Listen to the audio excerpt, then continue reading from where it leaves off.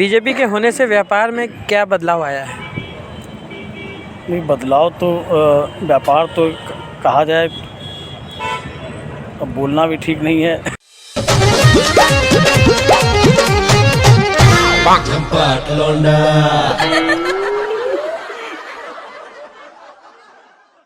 तो नमस्कार, मेरा नाम है सचिन और आज झंपाट लौंडा की टीम आ पहुंची है सुभाष चौराहे सिविल लाइंस प्रयागराज में। और आज हमारे साथ मौजूद है एक बहुत ही महान शख्सियत जो कि बहुत ही अच्छे समाज सेवी भी हैं, विवेक स्वरूप जी। तो सर, सबसे पहले तो आपका स्वागत है। आपका भी स्वागत है। आपने अपनी पढ़ाई लिखाई शिक्षा दीक्षा कहाँ से पूरी किया? वैसे बेसिकली मैं रहने वाला कौशाम्बी, जो पहले प्रयागराज का ही अंग था जी। इंटर हमने इंटरमीडिएट वहाँ से किया। उसके बाद मैं यहाँ इलाहाबाद विश्वविद्यालय से 98 में मैंने M.Com मास्टर ऑफ कॉमर्स की डिग्री प्राप्त की। अच्छा, शुरू से ही क्या रहा कि सोशल लाइफ जीने की बड़ी आदत रही जी। और हमेशा कई कार्यक्रमों में बढ़ चढ़ के हिस्सा लेता भी हूँ। कई संस्थाओं से भी जुड़ा हूँ। मेरी खुद की भी एक संस्था है, भारतीय सृजन शोध एवं सेवा संस्थान के नाम से, जो कि कौशाम्बी में हम लोग पर्यावरण के संरक्षण के नाम से बहुत ही पेड़ पौधे पे ज़्यादा भी हमने काम किया है और करते हैं इस समय वर्तमान में भी। पत्रकारिता की भी जगत से जुड़ा रहा लगभग 9 वर्षों तक। कई पेपरों में संपादकीय का भी कार्य किया जी। लेकिन किन्हीं कारणों से उसमें कुछ दरार आई, मैंने ब्रेक हुआ और फिर भी कारवां रुका नहीं, चलता रहा जी।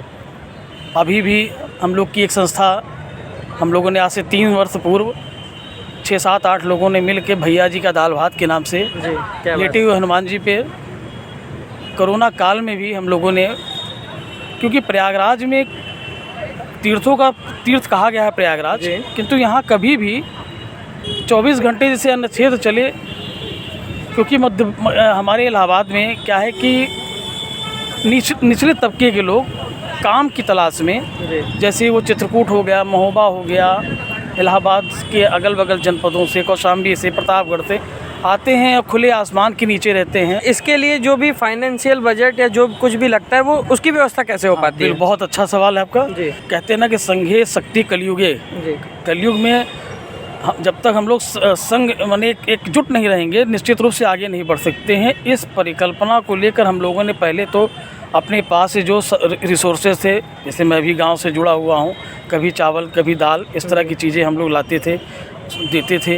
लेकिन धीरे धीरे कारवां हम लोगों ने बढ़ाया कि लोगों को इसमें एक्टिव किया, लोगों को प्रेरणा दी कि लोग जुड़ें। तो इसमें क्या हुआ कि उनको बताया कि आप कि यहाँ मान लीजिए किसी का मान लीजिए जन्मदिवस है, किसी की वर्षगांठ है, किसी या पुण्यतिथि है, तो आप इस तरह की चीज़ें कहते हैं कि अन्नदान महादान के रूप में कहा गया है। तो ये सोच कर हम लोगों ने इस चीज़ को बढ़ाने का भी प्रयास किया और निवेदन भी करता हूँ कि प्रयागराज की जनता से कि इस अमूल्य जो हम लोगों की सोच है उसको आगे बढ़ाने में वो अपना भी सहयोग दें, क्योंकि हम लोगों के प्रतिदिन का जो खर्च है वो हम लोगों ने एक आकलन लगाया कि लगभग 11,000 रुपये खर्च आ जाता है।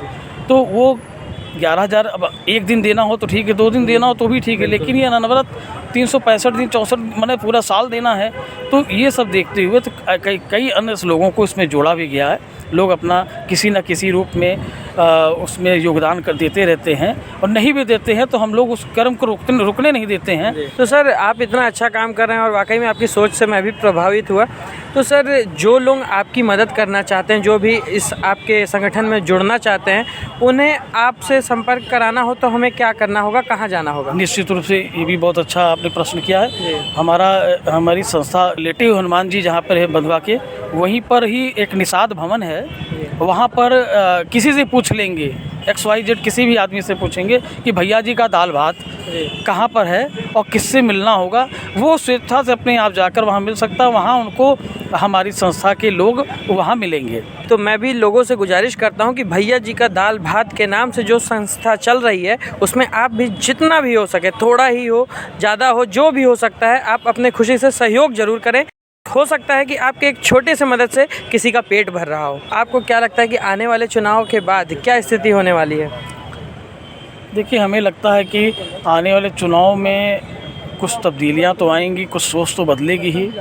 और अब बहुत ज़्यादा मैं इस पे नहीं कहूँगा, क्योंकि आने वाला दौर ही बताएगा कि राजनीति के किन पक्षों में परिवर्तन की ज़रूरत है?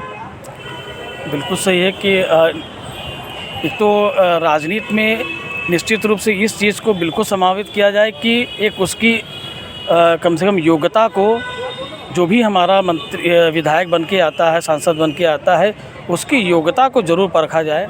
क्योंकि सिर्फ मतलब नेतागिरी में उतर जाना ही ठीक नहीं है। कम से कम लोगों को ये भी तो रहे कि मेरा नेता पढ़ा लिखा है। सर, आपसे मिलके बहुत कुछ सीखने को मिला और मैं बहुत बहुत आभारी हूँ कि आपने अपना कीमती समय मुझे दिया। निश्चित रूप से झंपाट लौंडा बहुत अच्छा नाम है। एक तरह से कहा जाए कि ये तो पूरी तरह से अब इलाहाबादी तो नहीं कहा जा सकता है, क्योंकि इलाहाबादी शब्दों का बड़ा भंडार है, लेकिन अब प्रयागराजी ये नाम शब्द हो गया है। और निश्चित रूप से आप इनको शेयर करें और मेरी बहुत शुभकामनाएं भी हैं इनके साथ। Thank you so much sir. तो जल्दी हम मिलेंगे किसी अगली शख्सियत के साथ, तब तक बने रहिए हमारे साथ। Signing off, Sachin Singh Rajput. नमस्कार, जय हिंद।